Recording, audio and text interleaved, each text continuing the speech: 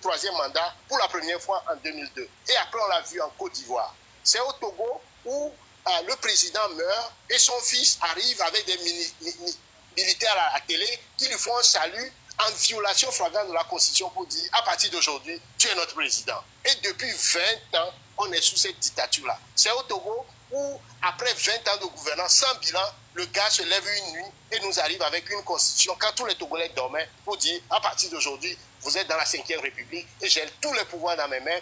Je concentre tous les pouvoirs économiques, politiques, pouvoirs militaires, pouvoirs de représentation. En tout cas, tous les pouvoirs sont dans ses mains, mais il ne rend compte à personne.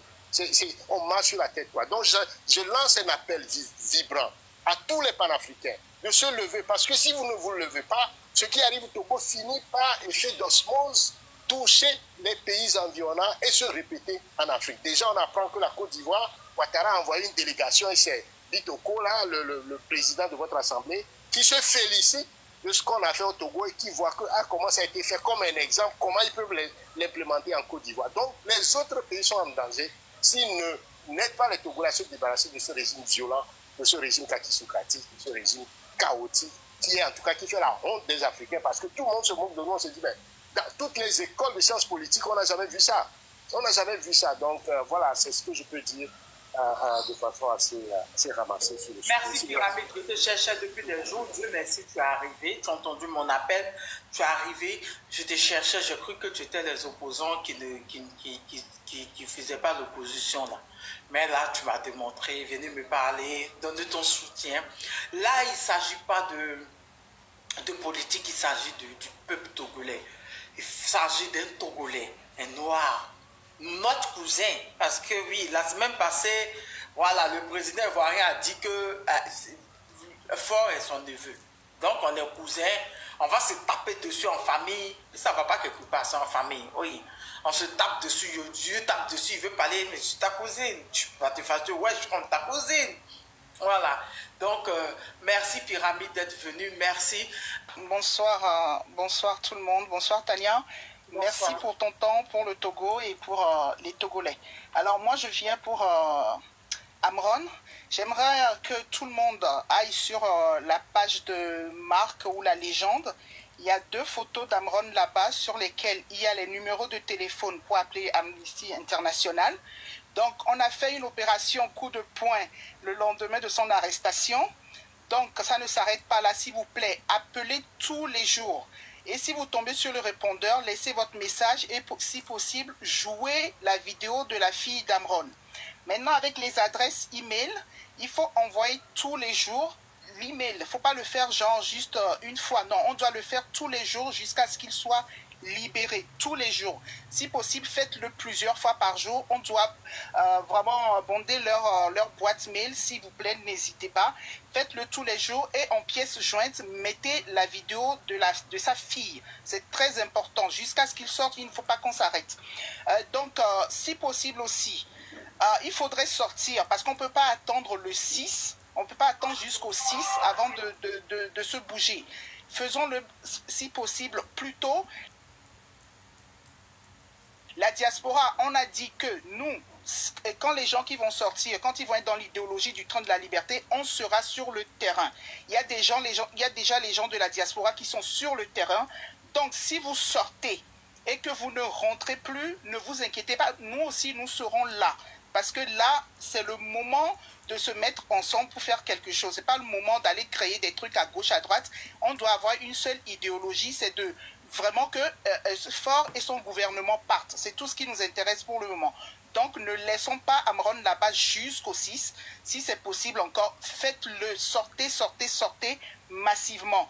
Mais si c'est le 6 que vous voulez attendre, eh bien le 6, sortez sur tout l'étendue du territoire et ne rentrez pas. C'est très important. Donc, c'est juste pour ça que je suis montée, Tania. Merci beaucoup. Alors, pour rappel, il y a Yaotek qui demande. Alors, ce qui doit être envoyé par mail, c'est les vidéos. Vous téléchargez les vidéos de la fille d'Amron et de la mère d'Amron.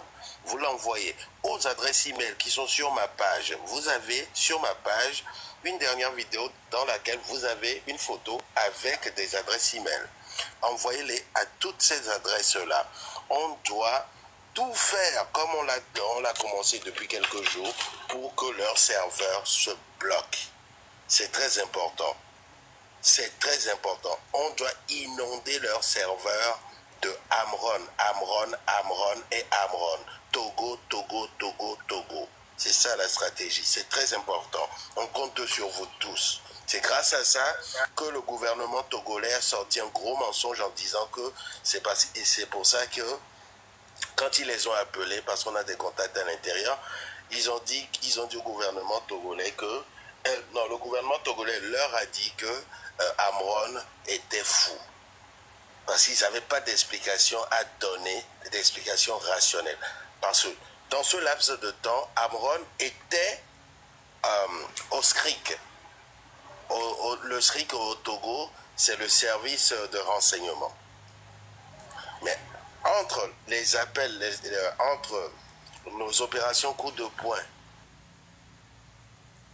qu'on n'a pas cessé d'intensifier depuis, et l'appel que les services ont eu avec le gouvernement togolais, ils ont changé Amron de lieu pour le mettre dans un hôpital psychiatrique.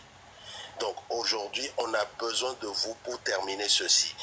Dans les vidéos où vous avez la maman d'Amron qui dit surtout qu'elle n'a jamais appelé qui que ce soit pour venir chercher son fils, et la fille qui confirme que son père n'est pas fou, nous devons continuer par saturer leur serveur de messagerie email, leur serveur de messagerie vocale. Vous devez le faire, c'est très important. Merci. Et il faut rappeler ceci aussi.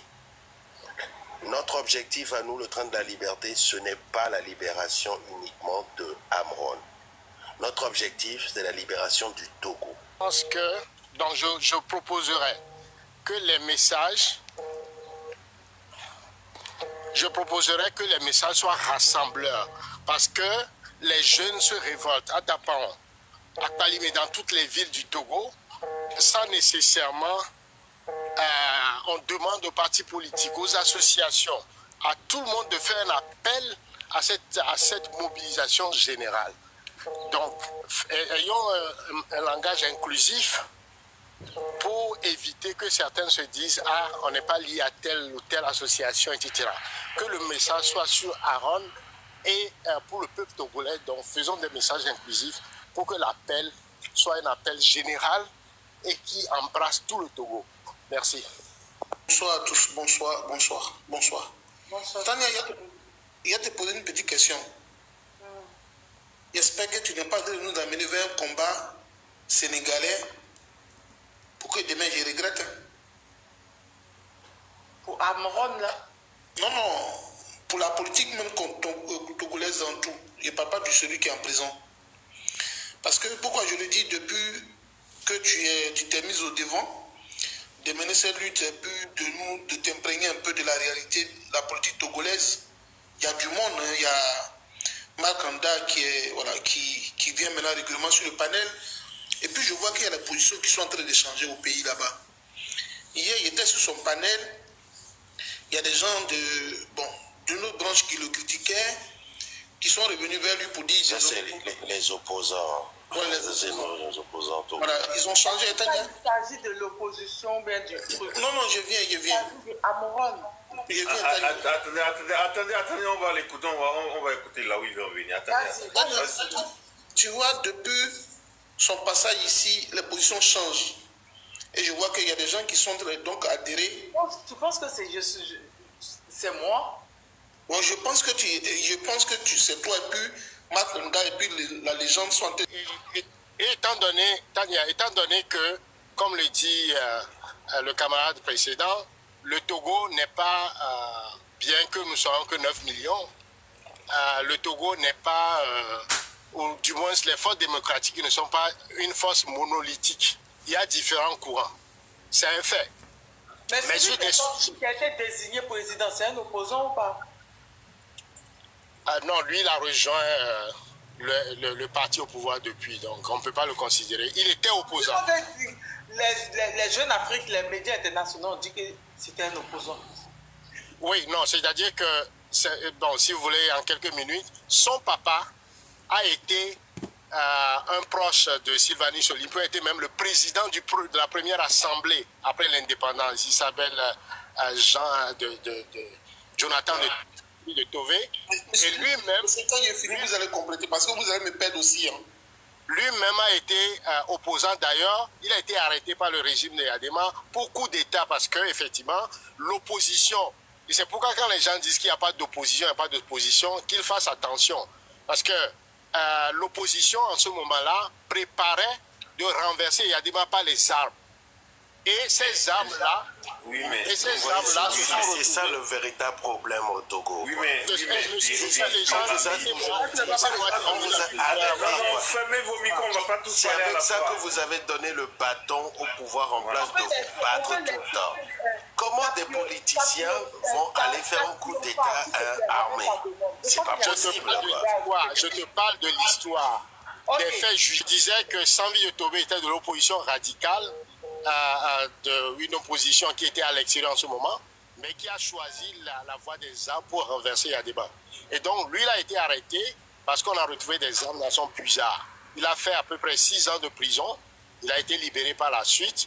Et quand la révolte démocratique est arrivée en 90, il a rejoint, d'abord, il a créé un parti qui s'appelle le PDU de l'opposition, puis il a rejoint Edem Kodjo, où il a été même le ministre du Commerce dans le gouvernement d'Edem Kodjo.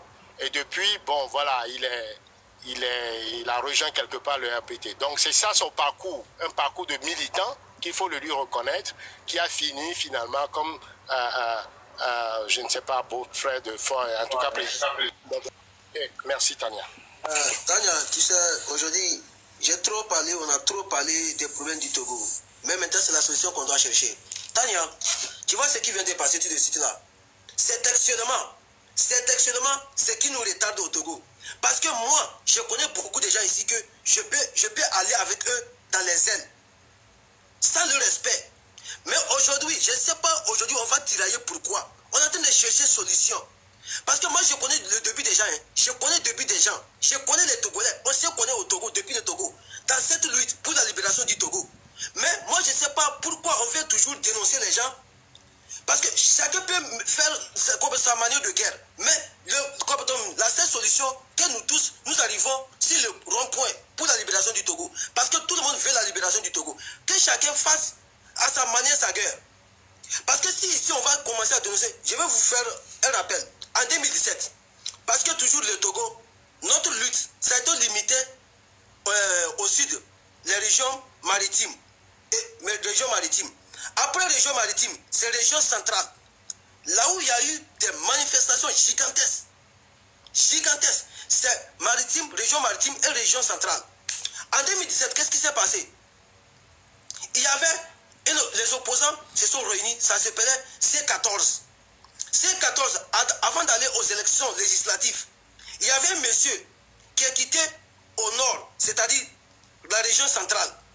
Ce monsieur, qu'est-ce qu'il a dit à ses frères opposants? Il a dit, nous n'allons pas aux élections. On va faire référendum avant d'aller aux élections. Ils se sont compris. Mais à la dernière minute, ils ont vendu la lutte. Ce monsieur, il ne s'est pas présenté. C14 est devenu C13. Et tous ils sont partis aux élections. Il est le seul monsieur, en dehors des luttes qu'on a eues dans les années 90-92 là, en dehors de lui, c'est lui seul qui a pu réunir le peuple togolais. Parce que ça arrive à un moment, tout le monde veut mener sa guerre à sa côté. Ça a mené le problème de tribalisme, ethnotique, tout ça là comme ça. Il est le seul monsieur qui a pu, au nord du Togo jusqu'au sud, il est parti réunir tous les jeunes. Chaque quartier, il mobilise, jusqu'à même le régime même n'a pas cru à ce monsieur que ce qu'il a commencé, ça peut aboutir quelque chose. Il part dans chaque région. Pour lui, essentiel que tu es Togolais, tu veux travailler.